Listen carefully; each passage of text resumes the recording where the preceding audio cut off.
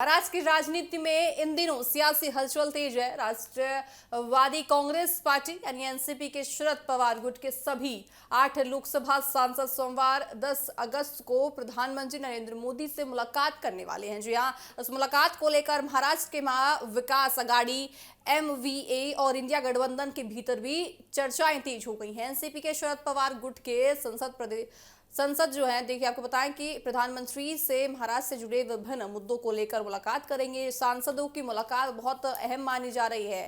Party सांसद सुप्रिया सुले ने बताया कि महाराष्ट्र में सांसदों को अपने क्षेत्र से जुड़े कामों के लिए फंड नहीं मिल रहा था। इसी सिलसिले में प्रधानमंत्री से मिलने का समय यहाँ मांग लिया गया है। आपको बताएं कि प्रधानमंत्री कार्यालय की ओर से सभी 8 लोकसभा सांसदों से मुलाकात के लिए सोमवार का समय दिया गया है। हालांकि इस मुलाकात को लेकर राजनीतिक बयानबाजी लगातार शुरू हो चुकी है। लाजमी सी बात है, शिवसेना यूबीटी के प्रमुख और महाराष्ट्र के पूर्व मुख्यमंत्री उद्धव ठाकरे ने एनसीपी के शरद पवार गुट के सांसदों की प्रधानमंत्री से होने वाली मुलाकात पर अपनी प्रतिक्रिया दे दी है। उन्होंने कहा कि जो लोग संविधान को बचाना चाहते हैं और संविधान के साथ खड़े हैं, वह उनके साथ रहेंगे। साथ ही उन्होंने कहा कि वह दूसरी पार्टी के बारे में टिप्पणी नहीं करना चाहते।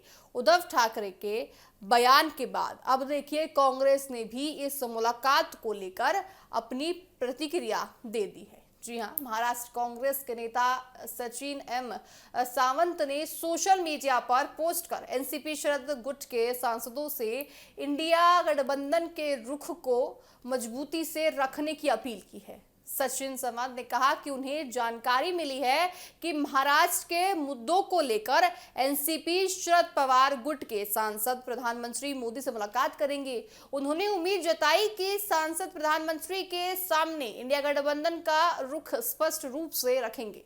कांग्रेस नेता ने खास तौर पर महिला आरक्षण कानून का मुद्दा उठाया। उन्होंने कहा कि 2023 में पारित महिला आरक्षण कानून को जल्द लागू किया जाना चाहिए और इससे परिसीमन से नहीं जोड़ना चाहिए। उन्होंने एनसीपी सांसदों से प्रधानमंत्री के सामने इस मांग को मजबूती से रखने की अपील की है। आपको बताएं कि सचिन सावंत ने यह भी कहा है कि इस मुद्दे पर इंडिया गठबंधन की एकता और केंद्र सरकार के प्रति उसके राजनीतिक रुख को स्पष्ट करना बेहद जरूरी है। उनके बयान से संकेत मिल रहे हैं कि कांग्रेस चाहती है कि गठबंधन में शामिल दल प्रधानमंत्री से होने वाली बैठकों के दौरान साक्षात राजनीतिक मुद्दों को भी उठाएं। दूसरी ओर एनसीपी सांसद सुप्रिया सुले ने मुलाकात को लेकर स्थिति स्पष्ट करते हुए कहा है कि यह बैठक महाराष्ट्र से जुड़े मुद्दे के समाधान के लिए है। उन्होंने कहा कि सांसदों को अपने क्षेत्रों के विकास कार्यों के लिए मिलने वाले फंड से संबंधित समस्याओं का सामना करना पड़ सकता है।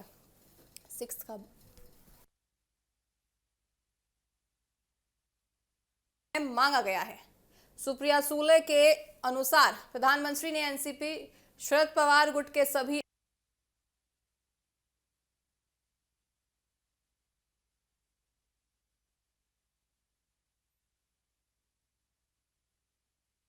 को लेकर महाराष्ट्र की विपक्षी गठबंधन में अलग अलग प्रतिक्रियाएं सामने आ रही हैं।